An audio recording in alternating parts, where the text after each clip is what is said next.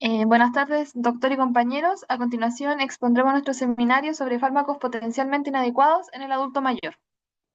La siguiente.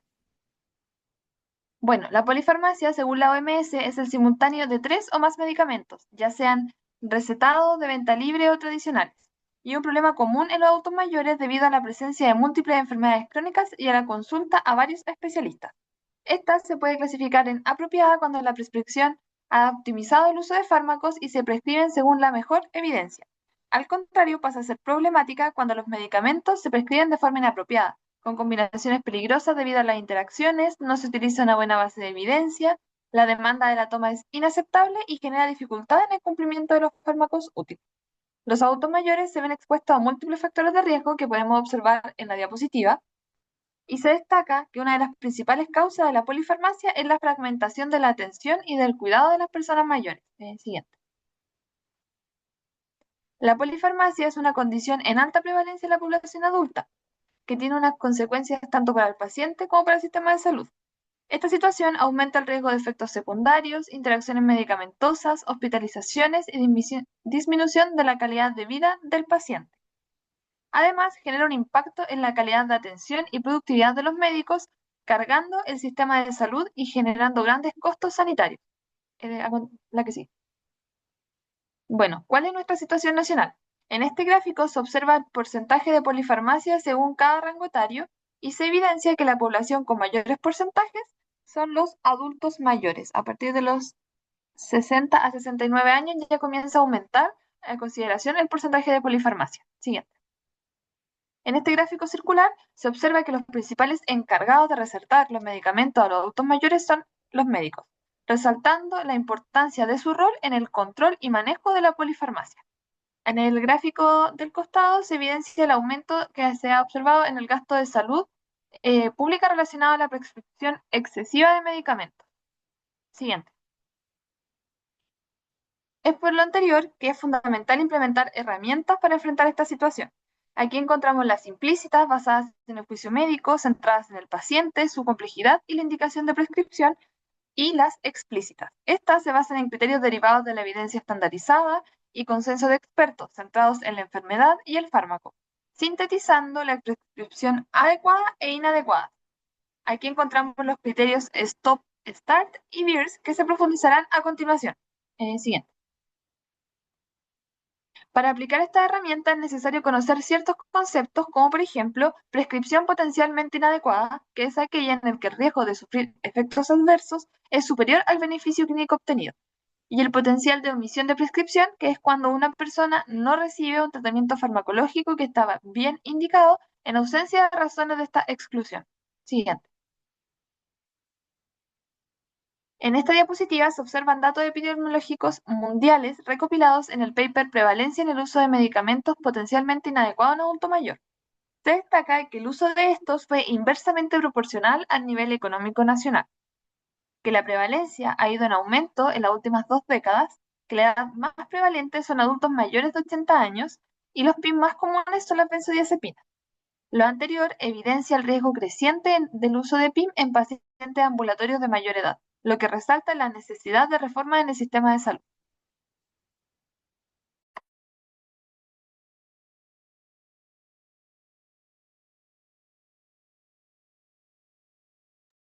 Bueno, ahora pasamos a lo que son los criterios Stop-Start. En primer lugar, ¿qué son estos criterios? Son una herramienta más que nada clínica explícita que nos ayuda a evaluar la prescripción de medicamentos en adultos mayores. Por un lado, tenemos los medicamentos potencialmente inapropiados que ya se han mencionado anteriormente, en los cuales ocuparemos los criterios STOP. Estos criterios nos indican qué fármacos deberíamos evitar o suspender en los adultos mayores, ya que representan más un riesgo que un beneficio. Por otra parte, tenemos las omisiones de prescripción potencialmente importantes, en las que ocuparemos los criterios STAR, las cuales nos señalan los tratamientos que el paciente debería estar recibiendo y no está recibiendo, ya que se están omitiendo. Estos criterios están organizados por sistemas fisiológicos y fueron postulados en 2008. En su versión original tenía 65 criterios STOP y 22 criterios STAR. Posteriormente fue actualizado en 2015 en donde se ampliaron estos criterios, se añadieron nuevos medicamentos, interacciones y situaciones clínicas no contempladas en la primera versión. Y posteriormente, en 2023, se hizo la última actualización, en donde se hizo una expansión más amplia, basada en una revisión sistemática de evidencia recopilada entre abril de 2014 y marzo de 2022, en donde finalmente se obtuvo 133 criterios STOP y 57 criterios START. Bueno, para iniciar tenemos los criterios STOP, en los cuales veremos los medicamentos potencialmente inapropiados, como se vio anteriormente, y estos están organizados en secciones. En primer lugar, es un medicamento potencialmente inapropiado todo aquel que es prescrito sin una indicación clínica, cualquier fármaco prescrito más allá de su duración recomendada, y cualquier prescripción duplicada de la misma clase farmacológica para su uso regular diario. Por ejemplo, AINES. Eh, Ahora empezamos con los sistemas ya fisiológicos. Empezamos con el cardiovascular. En estos destaco dos medicamentos, los betabloqueantes y diuréticos de ASA. En el caso de los betabloqueantes tenemos el escenario en donde estos se pueden dar como monoterapia para hipertensión no complicada, el cual es un escenario inapropiado para dar este medicamento. Por otra parte, tenemos el sistema de coagulación, donde tenemos los agentes antiplaquetarios, antagonistas de la vitamina K, inhibidores directos de la trombina o inhibidores del factor 10A, en los cuales hay que evitar darlos en pacientes con fibrilación auricular crónica. También hay que evitar dar benzodiazepinas durante más de 4 semanas en pacientes adultos mayores respecto al sistema nervioso central. Y posteriormente, en el sistema renal, los pacientes que tienen enfermedad renal aguda o crónica con una función renal deteriorada, perdón, se debe evitar dar AINES si la función renal está en menos 50 y metformina si la función renal está en menos 30. Por otra parte está el sistema gastrointestinal, donde se debe evitar dar IVP para una enfermedad de úlcera péptica que no es complicada y en donde se dé dosis terapéutica por más de 8 semanas. En el sistema respiratorio se debe evitar dar corticoides sistémicos en lugar de corticoides inhalados para la terapia de mantenimiento en EPOC moderado o severo. Por otra parte, en el sistema musculoesquelético tenemos los AINES que comúnmente se dan para el dolor de los pacientes.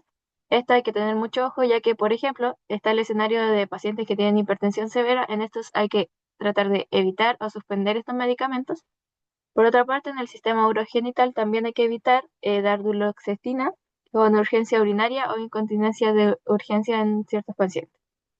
Por otra parte, en el sistema endocrino, no olvidar evitar las sulfonilurias como la glibenclamida en pacientes con diabetes mellitus tipo 2 y sobre todo en pacientes adultos mayores con riesgo de caídas, evitar las benzodiazepinas, las Z-drugs hipnóticas y antidepresivos que afectan el sensorio. Por otra parte, el paracetamol en dosis mayores de 3 gramos en 24 horas en pacientes con estado nutricional deficiente o enfermedad hepática crónica también debe evitarse y un uso concomitante de 2 o más fármacos con propiedades anticolinérgicas o antimuscarínicas. Bueno, con respecto a las posibles omisiones de prescripción con los criterios de START, tenemos que la sección A inicia con los fármacos que están indicados, pero cuya indicación es clara, se considera propia en el contexto clínico particular y no posee una contraindicación clara también para iniciarse. Y se inicia con las pautas formularias para la dosis y duración. Diré la mitad en verdad de la siguiente sección, producto de una cosa del tiempo más que nada. Bueno, en el sistema cardiovascular está la terapia antihipertensiva cuando la presión arterial sistólica es mayor a 140 milímetros de mercurio o la presión diastólica es mayor a 90. Está cuando el uso de estatinas con historial documentado de enfermedad vascular coronaria cerebral o periférica, o sea, cuando se usa el uso de estatinas con este historial, cuando se usan YECA en enfermedad de las arterias coronarias, cuando se usan beta-bloqueantes en enfermedad de arterias coronarias sintomáticas, YECA para insuficiencia cardíaca con fracción de eyección reducida, beta-bloqueante cardioselectivo para insuficiencia cardíaca estable con fracción de eyección reducida. Siguiente.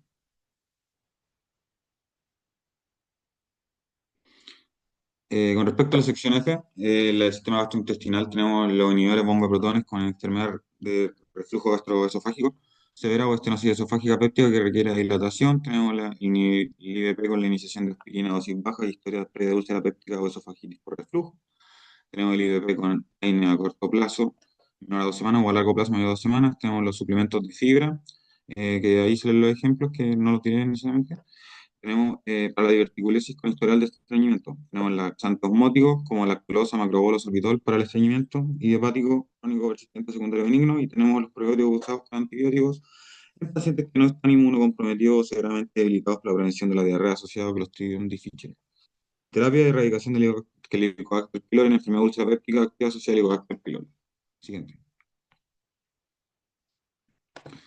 Y terminando con los últimos dos sistemas que destacamos, siendo que realmente son varias secciones, más que nada tratamos de rescatar las más importantes. Sistema endocrino, inhibidor de la ECA o bloqueador del sustrato angiotensina, es integrante al IECA en diabetes con evidencia de enfermedad renal, es decir, proteinuria antirreactiva o microalbuminuria mayor a 30 miligramos en 24 horas, a menos que esta evidencia de enfermedad renal crónica, exista evidencia de enfermedad renal crónica.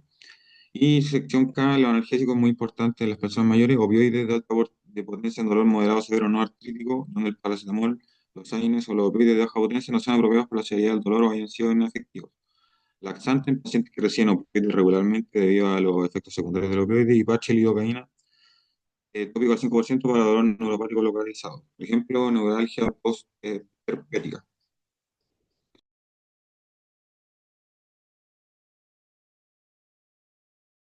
Perdón, estaba muteado. Bueno, ahora pasando con los criterios BIRS, que igual el grupo pasado lo habló un poco, así que intentaremos no ser tan redundantes en el tema. Estos son una guía la cual la realizó la Sociedad Americana de Geriatría, y esta guía está basada en evidencia que busca identificar medicamentos potencialmente inapropiados en adultos mayores, obviamente, ya que en esta población sus riesgos suelen superar los beneficios que presentan. Es importante señalar también que no equivalen a una contraindicación absoluta, contraindicación, perdón, salvo que así lo especifique en las tablas que después van a mostrar algunas cosas. Además, estos fueron confeccionados como un apoyo clínico y educativo, no una norma rígida ni sancionadora como tal. Los objetivos que buscaba estos criterios BIR son el de reducir la exposición a medicamentos potencialmente dañinos en adultos mayores, optimizar la selección farmacológica para favorecer en este caso las opciones más seguras que haya, apoyar la práctica clínica en contextos de polifarmacia, como vimos previamente, servir como guía para investigación, educación y políticas sanitarias, y además promover la toma de decisiones compartidas entre el paciente y el equipo de salud encargado. Como dentro de las aplicaciones que tenemos de estos criterios FIR se encuentran principalmente que se puede utilizar como una herramienta para evaluar tanto la prescripción como el que vayamos a sacar un medicamento, la desprescripción, en los adultos mayores. Recordar también que podemos aplicarlas de manera individualizada, considerando las características personales de cada persona. Todos son diferentes, por lo cual es importante eso. ¿En qué caso entonces nos podría ser útil? Por ejemplo, en atención clínica, en hospitales, atención primaria o, por ejemplo, en la residencia, en programas de calidad asistencial, en formación y educación de profesionales de salud. Hay que señalar también que no debe usarse de manera punitiva, o sea, de manera asociadora, como dije previamente, ni como una única razón para retirar un fármaco eficaz, sino como una guía como tal reflexiva sobre su seguridad. Además, es importante saber que esta guía fue específicamente realizada según datos de Estados Unidos, por lo cual hay que tener presente que a la hora de extrapolarlo a otros países, como en nuestro caso Chile, tenemos que tomarlo con ciertas, como con pinzas, por decirlo de alguna manera. Siguiente, por favor. Bueno, ahí entonces, ¿cómo es que se elaboraron estos criterios BIR? ¿Cuáles fueron las consideraciones que se tuvieron? En este caso, el panel de expertos, las consideraciones que tuvo son las siguientes. Una revisión sistémica de la evidencia disponible sobre eficacia y seguridad del adulto mayor.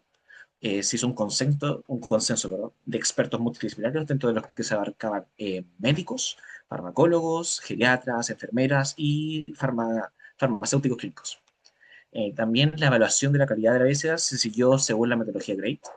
La valoración del balance beneficio-riesgo, con énfasis en este caso en eventos adversos relevantes en creativa, véase caídas, delirium, sangrado, entre otros. También se tuvo la consideración del contexto clínico de cada paciente, o sea, diferenciar entre iniciar o continuar el medicamento, reconocer la multimortalidad, la fragilidad y la polifarmacia. Además, se tuvo en cuenta la disponibilidad y el costo de los medicamentos. Además, la revisión es periódica, o sea que cada aproximadamente 3 a 4 años van actualizando estos datos para que así sean mejores las recomendaciones a futuro, según los datos nuevos que vayan recorriendo. Bueno, y siguiendo todos estos criterios, fueron que los medicamentos, las que estaban listados en esta guía, contienen la siguiente información. Fundamento, que viene siendo el riesgo ahora no identificado, el grado de recomendación, si se debe evitar, usar con precaución, entre otros, la fuerza de la recomendación y la calidad de la evidencia.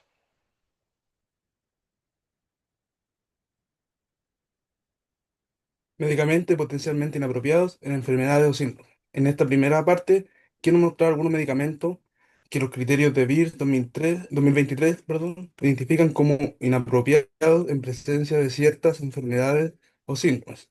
Por ejemplo, en pacientes con demencia o deterioro cognitivo, las benzodiazepinas y anticolinérgicos deben evitarse porque aumentan el riesgo de delirium y caídas.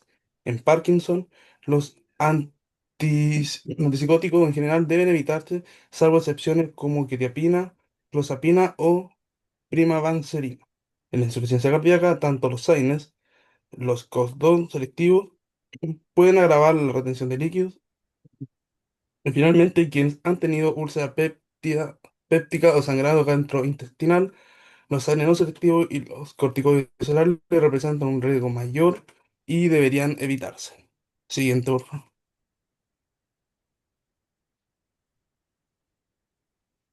Medicamentos a usar con precaución. No todos los fármacos se catalogan como prohibidos. Hay un grupo que se recomienda usar con precaución. Los anticoagulantes orales, como warfarina o los DOACS, incrementan el riesgo de sangrado en personas frágiles. Los antidepresivos ISRS, tan utilizados en mayores, pueden producir hiponatremia. Los antipsicóticos atípicos, aunque se prescriben con frecuencia, aumentan el riesgo de accidente cerebrovascular y de mortalidad en pacientes con demencia. Y finalmente, el tramadol, que además de náuseas y mareos, se asocia a convulsiones e hiponatremia. Siguiente, por favor. Interacciones farmacológicas potencialmente inapropiadas. Otra dimensión clave son las interacciones. Una muy peligrosa es la combinación de benzodiazepinas con opioides, que puede llevar a depresión respiratoria y sobredosis. Los anticolinérgicos, combinados con otros fármacos de acción central, aumentan el riesgo de caídas y delirio. El uso conjunto de anticoagulantes y AINES o aspirina eleva de manera importante el riesgo de hemorragia. Y finalmente, la combinación acción de corticoides con AINE multiplica la posibilidad de sangrado gastrointestinal. Esto nos recuerda que no solo importa el fármaco aislado, sino también cómo interactúa dentro de la polifarmacia. Siguiente. Ajustes según la función renal. En adultos mayores la función renal suele estar disminuida, por lo que algunos medicamentos deben ajustarse o suspenderse. Un ejemplo clásico es la metformina, que se debe suspender si la tasa de filtración glomerular es menor a 30 ml minuto. Los anticoagulantes orales directos, como dabigatran o rivaroxaban, requieren ajuste específico, según el grado de insuficiencia renal. Los antipilépticos, gabapentina y pregabalina también necesitan reducción de dosis. En insuficiencia renal debe evitarse cuando la filtración glomerular es menor a 30. Siguiente,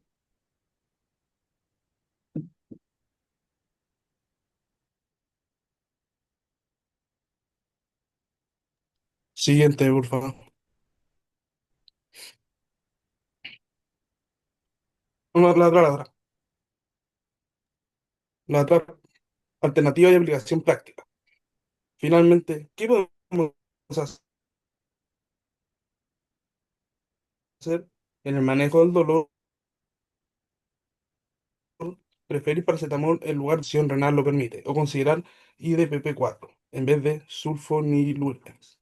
Para ansiedad o insomnio, primero intentar medidas no farmacológicas. Y si se requiere fármaco, considerar ISRS con vigilancia. En reflujo o úlcera, limitar el uso de inhibidores de bomba de protones y reevaluar periódicamente. Lo más importante es que no siempre se trata de reemplazar un medicamento por otro, sino de replantear si realmente es necesario tratar con fármaco. Y todo esto debe hacerse con decisión compartida entre el médico, el paciente y su familia.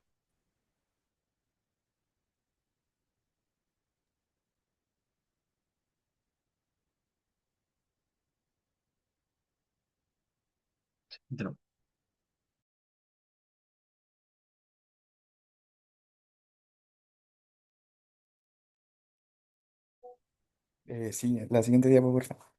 Te toca el bicho. Vale. Si los medicamentos potencialmente inadecuados son el problema por todos los riesgos que conllevan, la desprescripción farmacológica es una de las soluciones. Este es un proceso de desmontaje de una medicación inapropiada que podría involucrar ya sea modificaciones de la dosis o la sustitución o eliminación completa del fármaco, siempre supervisado por un profesional sanitario. Es importante remarcar que esto no es algo negativo ni nuevo, este proceso de desprescripción, sino simplemente hacer un uso racional del medicamento y asegurarnos de que los pacientes tengan la medicación que necesitan para su patología, en la dosis adecuada y durante el tiempo que lo necesiten. Siguiente, profe. La razón principal para realizar la desprescripción es mejorar los resultados de los pacientes y minimizar los efectos adversos asociados a medicamentos inapropiados, polifarmacia, esto a través de la participación de este en la toma de decisiones y la atención dirigida a objetivos. Y las principales razones para iniciar la desprescripción son en un paciente polimedicado, ya que sabemos que aumenta el riesgo de interacciones farmacológicas y efectos adversos, reacciones adversas a medicamentos que no remiten con el tiempo, o porque el paciente lo decida, o por falta de efectividad del medicamento, o por duplicidades medicamentosas. Siguiente, por favor. Tenemos distintas herramientas para realizar esto. Tenemos guías generales que ofrecen consejería a profesionales de la salud, guías específicas para ciertas familias de fármacos. También están las herramientas de detección de estos medicamentos potencialmente inadecuados, que son las que vimos anteriormente. Y también están distintos enfoques como lo son el marco del arco iris o el enfoque escalonado. Siguiente. Este marco del arco iris es una analogía que destaca la heterogeneidad de la población adulta mayor y cómo la desprescripción centrada en el paciente debe reconocer esta diversidad, esta individualidad. Por esto, cada segmento del arco iris o cada color representa un determinante de desprescripción, abarcando lo clínico, psicológico, social, financiero y físico. Todo esto debe ser abordado en el proceso de prescripción para hacerlo más eficaz al respetar el contexto individual de cada paciente y sus preferencias. Siguiente. El enfoque escalonado, cabe destacar que esto es complementario, el anterior no es uno u otro, sino que son enfoques complementarios. Este es un poco el procedimiento que se debe hacer en la desprescripción, donde los primeros pasos son comprobar o registrar qué fármacos toma el paciente actualmente, si tiene problemas con alguna medicación, si es efectiva, si la cuesta tomarla, si la puede costear. eh, y una vez seleccionados estos medicamentos susceptibles a prescribir, hay que planear el orden. Según el riesgo-beneficio, la opinión del paciente, se recomienda interrumpir los medicamentos de uno en uno, aunque sí podrían ser de dos o más simultáneamente en caso de reacciones adversas. Y hay fármacos que, aunque pueden retirarse de golpe, es más aconsejable bajar la dosis progresivamente para evitar síntomas de retirada. Y así también, si no logramos suspender el medicamento, vamos a poder identificar la dosis más baja eficaz para minimizar el riesgo de efectos adversos. Y conviene aquí explicarle al paciente que este no es un proceso irreversible para tranquilizarlo y favorecer su colaboración. Y la desprescripción, para que se asegure, requiere un seguimiento estrecho de posibles efectos adversos, síndromes de retirada o reaparición de síntomas de la enfermedad. Siguiente.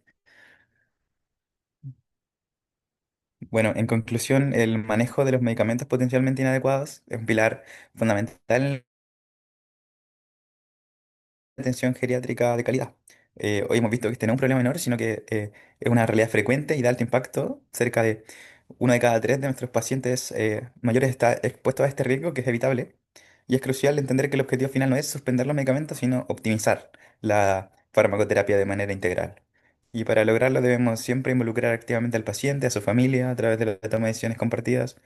eh, y desarrollar esta habilidad de prescribir es tan esencial como aprender a prescribir. Es una competencia que demuestra un compromiso genuino con la seguridad del paciente. Siguiente. Eh, Eso fue nuestra presentación. Muchas gracias.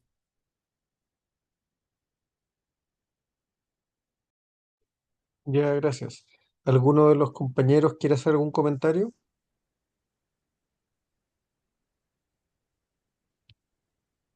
¿Sobre qué opinamos del tema o cómo? Lo que sea, lo que quieran.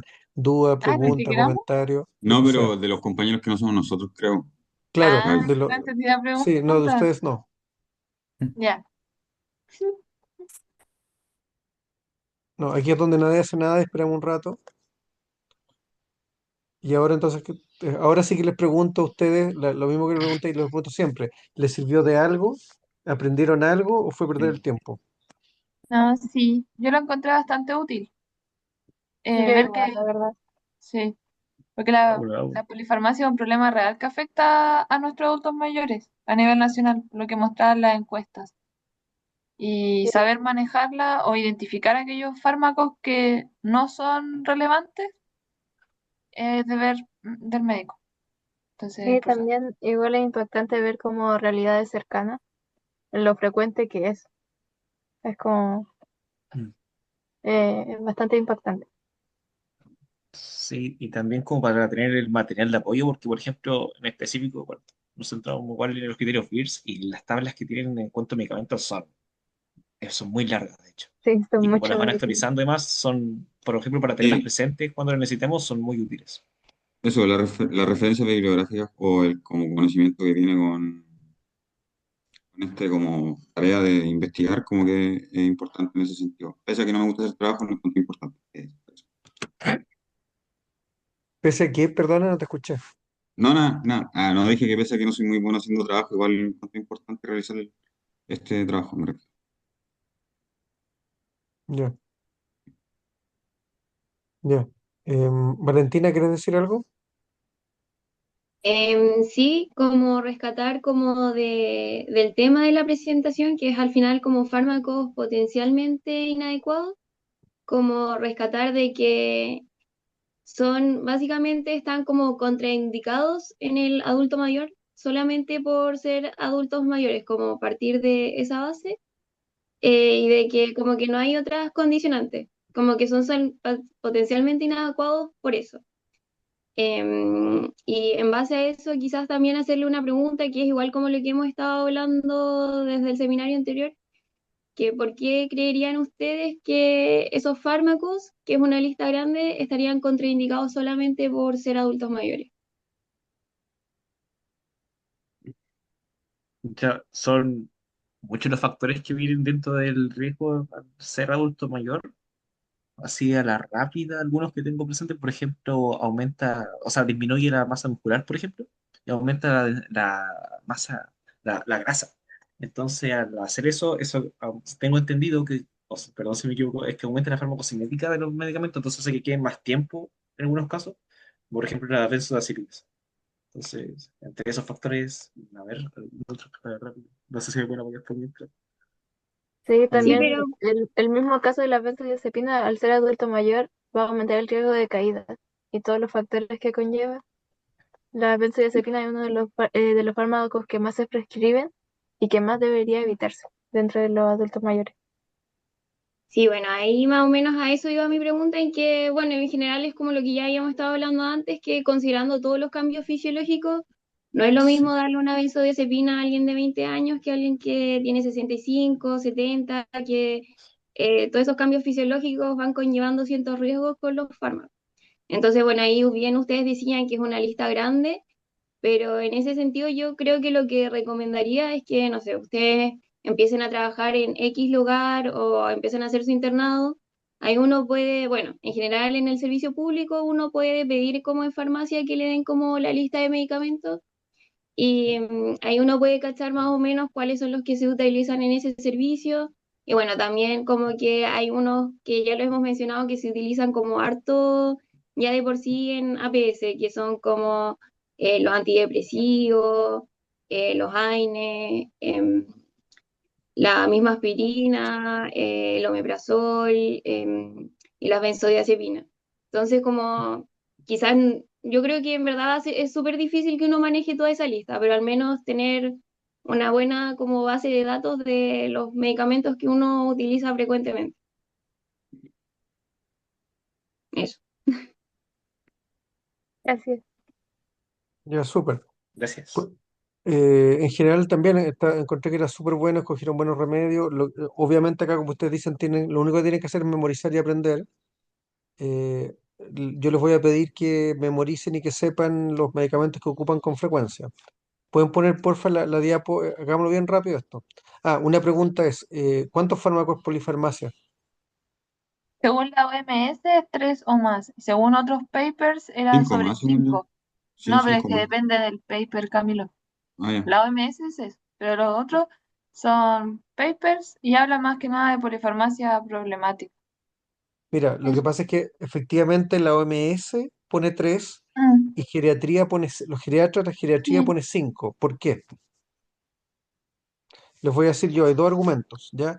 Uno es que si fuera 3 para, para geriatría, como todos los pacientes tienen polifarmacia, en el fondo si todos tienen polifarmacia no sirve, ¿ya? ¿Se entiende ese argumento? Sí, sí.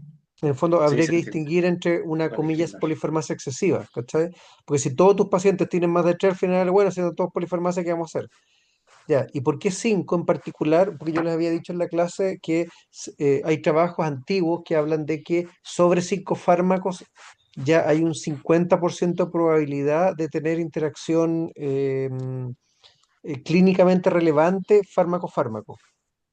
Entonces, el fondo, el mensaje es, o sea, polifarmacia por OMS es 3, pero como todos los adultos mayores tienen 3, entonces vamos a subir la vara en geriatría a 5, porque con 5 ya tienes que poner, o sea, ya tienes que empezar a prescribir, porque ahí ya la probabilidad es una moneda al aire de que le esté haciendo daño.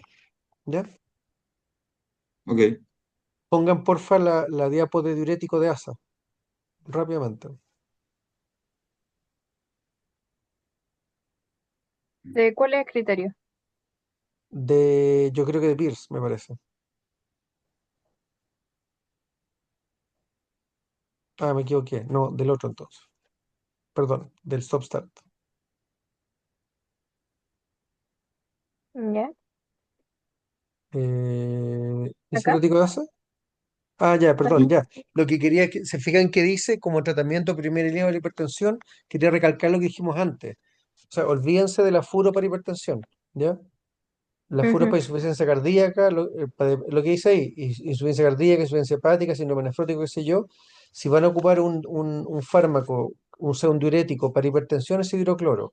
Y el hidrocloro tiene alto riesgo de hiponatremia. Entonces, si es una persona que tiene antecedente de hiponatremia, que ha hecho reacción adversa por estoy hablando de hidrocloro, por el fármaco, si es una persona que tiene difícil acceso al agua, tiene deterioro cognitivo, o ortostatismo, también es mala idea perdón, el hidrocloro. Hidrocloro de Ya. techo.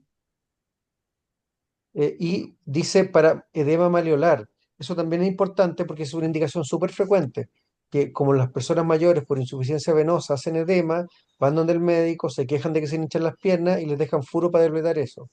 Lo que están diciendo ahí es que el riesgo-beneficio no justifica, ¿sí? Por el fondo, un poco de edema maliolar es una cuestión estética nomás. Y le vaya a dar furo, con todos los efectos adversos de la furo, al final sale para atrás. Esa es como la idea, ¿ya? La idea es que si de verdad no tiene lo que está diciendo ahí, un inciso de cardíaca, hepática, nefrótico, o está en la sarca, digamos, está retendiendo volumen, un poquitito de edema no justifica darlo, ¿ya? Que Ok. le recalco que eso es súper frecuente en APS que dejen furo por edema, ¿eh? Porque las personas mayores todas tienen edema, ¿ya? Ujú. Lo otro es el F, pónganse la F, que era de gastrointestinal. Dice inhibidor de bomba de protones, dice por enfermedad ulcerosa péptica no complicada a dosis terapéutica durante más de 8 semanas. Eso también es re importante recalcarlo. Normalmente, y lo van a ver, las personas que tienen antecedentes de úlcera, nadie nunca más se atrevió a retirarles el IVP. Ustedes van a ver personas que probablemente tienen familiares que tuvieron úlcera, una endoscopía alguna vez en la vida y han pasado 10 años y siguen con el IVP. La indicación formal es 2 meses. ¿Ya? Y lo último, Parkinson, esa parece que era en el otro, parece que será en el... Ya. ¿Cuáles son los efectos adversos de los antipsicóticos? Como por ejemplo el aldol, la risperidona, ¿cierto? La misma quetiapina. ¿Dónde actúan?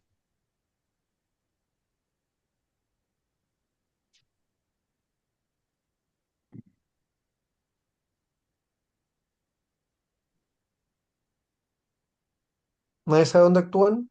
El sistema GABAergico por el dopamina. ¿Ah? ¿Por qué? No, nada. Dopaminérgico. Dopaminérgico eso. ¿Ya? Afectos adversos, o sea, como a raíz de eso, como rigidez, temblores. ¿Ya? ¿Dónde actúan? Dijiste dopaminérgico, ¿qué es lo que hacen?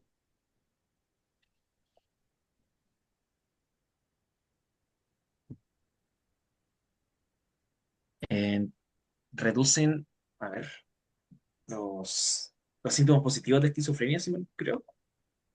¿Se refiere a eso? ¿Ya? Pero no, a nivel de receptor. Estamos hablando de efectos adversos, estamos hablando de contraindicaciones.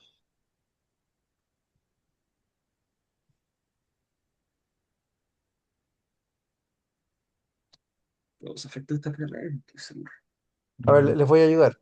La, la, la dopamina, ¿cierto? Que como ustedes dijeron, la levodopa es precursor de dopamina. La dopamina es delirio génico, produce alucinaciones. Los pacientes con enfermedad de Parkinson, que se les dan agonistas dopaminérgicos, que lo dijeron en la anterior, eso es delirio génico, produce alucinaciones. Por lo tanto, si yo bloqueo la acción de la dopamina, voy a bloquear eso y eso se ocupan los psiquiatras para los esquizofrénicos y se ocupan en geriatría para controlar las alucinaciones, la agitación en los pacientes con demencia o con delirio. ¿Ya? ¿Me van siguiendo?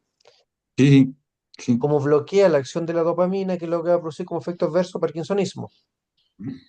Por lo tanto, los fármacos aumentan la dopamina son deliriogénicos y los que las bloquean sirven en geriatría para tratar demencia, delirium. El problema es que, por lo que estamos diciendo, producen Parkinson. Por eso dice evitar antipsicóticos en el Parkinson, porque los antipsicóticos son parkinsogénicos, digamos, producen Claro, para no Parkinson porque aumentar bloquean la más dopamina. el Dice, Parkinson. excepto quetiapina y pimavanserina. La quetiapina es probablemente el que menos junto con la clozapina. Entonces, la única excepción en pacientes con Parkinson, cuando quieren ocupar uno, es la quetiapina. Eso es importante, porque si les dan risperidona, si le dan aldol o qué sé yo qué, le van a empeorar el parkinsonismo, ¿ya? O sea, el riesgo-beneficio está claramente es el daño. Y la pimavanserina no ha llegado a Chile. Es el único que actúa de otra forma, es serotoninérgico. Entonces, de hecho, se fue hecho en Estados Unidos, la FDA lo autorizó para tratamiento de agitación en enfermedad de Parkinson, porque es el único que no bloquea la acción de la dopamina, pero todavía no llega a Chile. Ya, eso era todo. Estamos. ¿Preguntas, comentarios, dudas, nada? ¿Estamos ok?